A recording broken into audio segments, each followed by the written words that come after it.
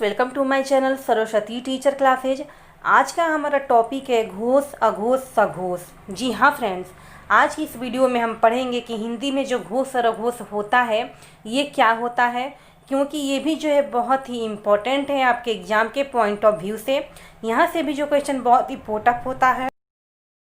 अगर आपने हिंदी का पहला पार्ट नहीं देखा है तो जाके देखिएगा। पहले पार्ट में मैं सब कुछ वर्णमाला में क्लियर करा चुकी हूँ, लेकिन फिर भी आज यहाँ क्लियर करा रही हूँ ताकि अघोष और सघोष होता क्या है। तो फ्रेंड्स, आगे बढ़ने से पहले अगर आप हमारे इस चैनल के पुराने व्यूवर्स हैं तो अपना प्यार और सपोर्ट बनाए रखने के लिए आपका बहुत बहुत धन्यवाद।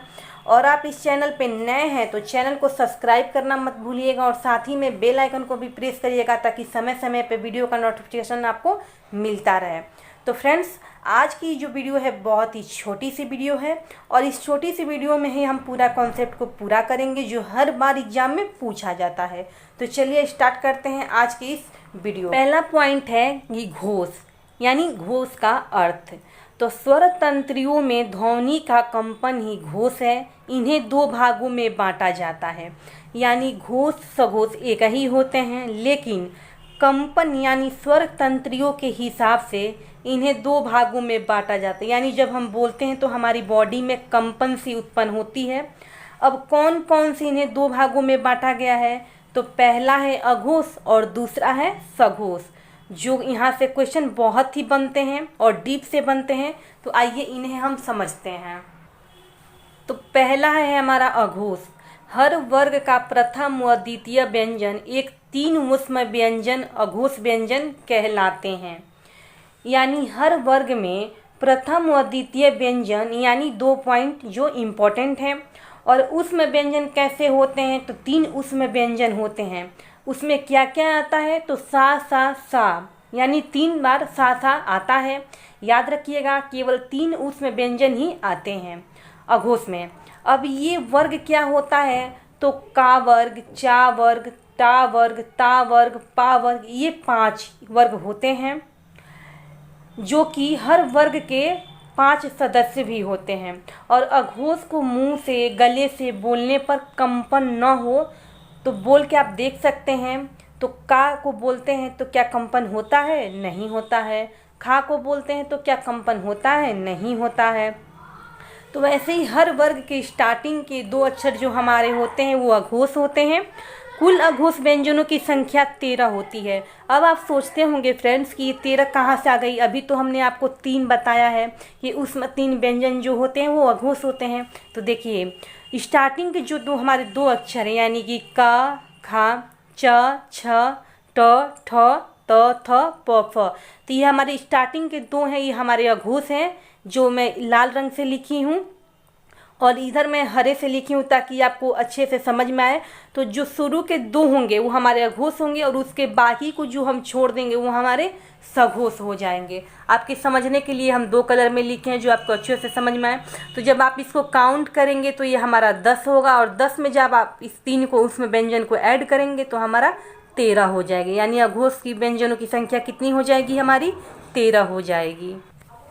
अब है दूसरा कि घोष क्या है या फिर सघोष क्या है। प्रत्येक वर्ग का तीसरा, चौथा, 5वां वर्ण सघोष में आता है। वह अंतस्थ व्यंजन भी सघोष में आते हैं। ओके, यानी घोष और सघोष एक ही हैं। इनको बोलने पर स्वर तंत्रियों में कंपन होती है। यानी जब हम इन्हें बोलते हैं तो हमारे बॉडी में क्या होती है, कंपन सी फीलिंग होती है। प्रत्येक वर्ग का तीसरा, चौथा, 5वां वर्ण, यानी जो ऊपर हम लिखे थे अघोष में कि स्टार्टिंग के 2 होंगे, लेकिन सघोष में हमारे स्टार्टिंग के 2 छोड़ के बाकी जो ये हमारा 3 बचा, ये हमारा क्या है, सघोष है। इसके भी हमारे क्या होते हैं, हर वर्ग के क्या होते हैं, 5 सदस्य होते हैं। वह अंतस्थ व्यंजन भी सघोष में ही आते हैं, यानी य, र, ल, व, ये क्या है, अंतस्थ व्यंजन है। और स, स ऊष्म व्यंजन, इसको याद रखिएगा। और ह जो है वो क्या है, हमारा घोष में आता है। ये बहुत ही इम्पोर्टेंट है। अगर एग्जाम में पूछ दे फ्रेंड्स कि ह किस में आता है तो इसको आप याद रखिएगा, ये हमारे सघोष में आता है तो हमारा ऊष्म, लेकिन इसे हम सघोष में ही लिखते हैं। ये बहुत ही इम्पोर्टेंट है, इसलिए मैंने इसे नोट में लिखा है, इसे आप भूलिएगा मत। अब बात आती है फ्रेंड्स कि घोष और सघोष को हम पहचानेंगे कैसे तुरंत देखते ही। तो फिलहाल यहाँ से हम घोष और अघोष को देखें तो इसे हम कैसे याद कर सकते हैं। तो यहाँ पर मैंने 2 कॉलम बनाए हैं, आप देख सकते हैं। सबसे पहले कॉलम में हमने लिखा है अघोष और दूसरे वाले में लिखे हैं हम घोष या फिर सघोष। तो यहाँ पर पहला पॉइंट जो है अघोष में वो है 12 नंबर, आप देख सकते हैं पहला पॉइंट हमारा 12 नंबर।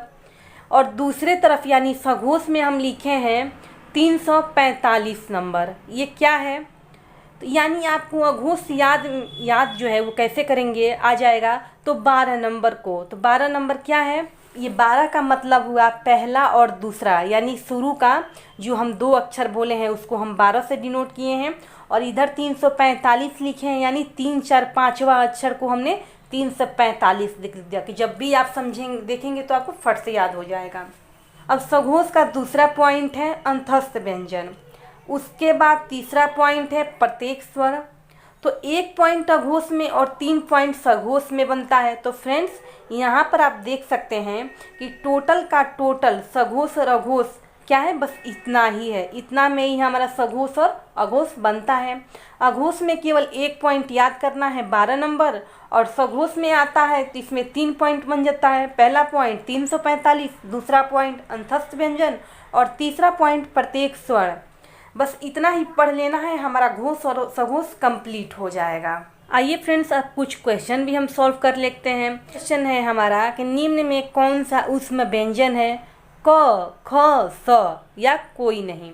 तो फ्रेंड्स ऊष्म व्यंजन कौन सा है, क है नहीं है, ख है नहीं है, स तो हाँ है। स हमारा क्या है, ऊष्म व्यंजन है। दूसरा क्वेश्चन है हमारा कि निम्न में कौन सा घोष है, क और स कहीं कंपन हुआ नहीं हुआ, स कहीं कंपन हुआ नहीं हुआ, और सा मतलब होता है, ऊष्म और कासा होता है। तो प्रथम और ऊष्म, अब यहाँ से जो है अघोष के ऊष्म व्यंजन भी था और प्रथम वर्ड के 2 वर्ड भी थे, यानी ए भी दोनों हो जाएगा। ओके। तीसरा है हमारा सघोष वर्ण कौन सा है, क, ख, स, ह। तो सघोष वर्ण कौन सा है, सघोष व्यंजन में बताई थी कि ऊष्म व्यंजन नहीं आता है, तो यहाँ पे ह क्या है हमारा राइट आंसर है। चौथा है हमारा कि सघोष वर्ण कौन सा नहीं है। इसमें पूछा है कि सघोष वर्ण कौन सा नहीं है, तो सघोष वर्ण वो होता है 3 4 5 यानी 345। यहाँ क्या है हमारा, तो पहला है देखिएगा क, ग और य। तो हमारा राइट आंसर कौन सा हो जाएगा, पहला ही दे दिया है, यानी क जो हमारा है वो राइट आंसर है। छठा है हमारा कि निम्न जिनमें कंपन उत्पन्न हो कहलाता है सघोष, अघोष, अल्प प्राण, महाप्राण। तो जिसमें कंपन होता है, गले या मुंह से बोले जाते हैं, वो कौन से होते हैं, तो हमारे सघोष या अघोष कहलाते हैं, यानी पहला ऑप्शन हमारा बिल्कुल सही है। आई होप कि आपको आज की वीडियो पसंद आई होगी। अगर आपको वीडियो अच्छी लगी होगी तो ज़्यादा से ज़्यादा शेयर और सब्सक्राइब करिए। मिलते हैं आपसे नेक्स्ट वीडियो में, तब तक के लिए thank you so much friends.